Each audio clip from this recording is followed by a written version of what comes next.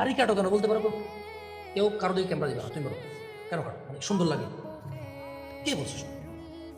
মানে কে তোমার বলছে যে এভাবে সুন্দর লাগে? মানে কে প্রথম ব্যক্তি যে এরকম প্রথম এভাবে সুন্দর হচ্ছে? নিজে।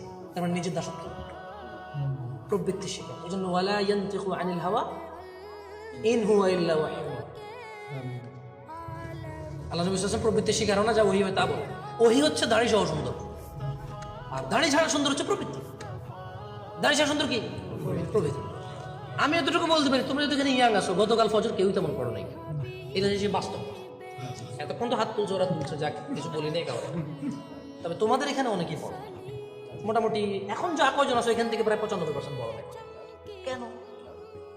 তোমার ঘরে আগুন লাগলো তা না, তুমি খাটে শুয়ে আসো, পাঁচটা আগুন লেগে গেছো তা না, তো ফজর না পড়লে তো আগুনেই তো জ্বলবে মানুষ। ইটস সেম, এটা সেম।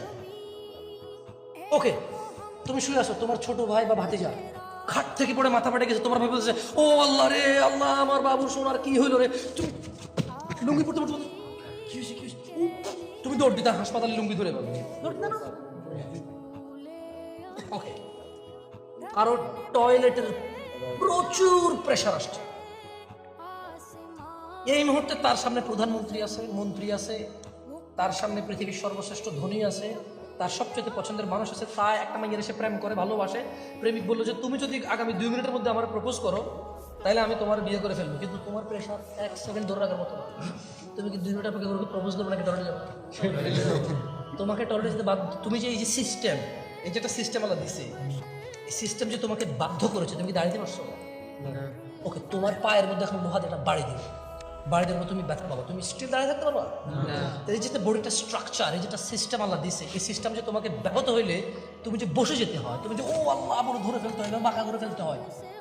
আল্লাহ কি চাইলে তোমাকে ফজরের জন্য বাধ্য করতে পারতেন না? আল্লাহ কি চাইলে তোমাকে ফজরের জন্য বাধ্য করতে পারতো? আল্লাহর প্রশংসা করো যে তিনি তোমাকে টয়লেটে যাওয়ার যে কষ্ট হয় ওই কষ্টটা পর্যন্ত দেয় নাই উনি ওনার ইবাদতের ক্ষেত্রে। বলছে তুমি আসো, ইচ্ছা আসো। তোমার যখন পাতলা পায়খানা হয়, তোমার যখন বিছানা নোংরা হয়ে যায়, তুমি কিন্তু আর শুয়ে থাকতে পারো না ওই বিছানায়, দৌড় দিয়ে চলে যাও টয়লেটে, পরিষ্কার গোসল করে ফেলো। অথচ তুমি স্ত্রীর সাথে আছো, তুমি ফজরে গোসল করো না, কারণ তুমি স্ত্রীর সাথে ছিলা, এখন উঠলে গোসল করতে হবে, নামাজ পড়তে হইলে সো তুমি উঠো না, গোসল করো না, নামাজ পড়ো না, কেন? ঠান্ডা। তুমি যদি তোমার বিছানায় পায়খানা করে দিতা, তুমি উঠতা নাকি উঠতা না? গোসল করতে নাকি করতে না? লজ্জা পাইতা? বাড়ির কে কি বলবে, এত এত সকালে গোসল করে কেন? লজ্জা পাইতা? আল্লাহ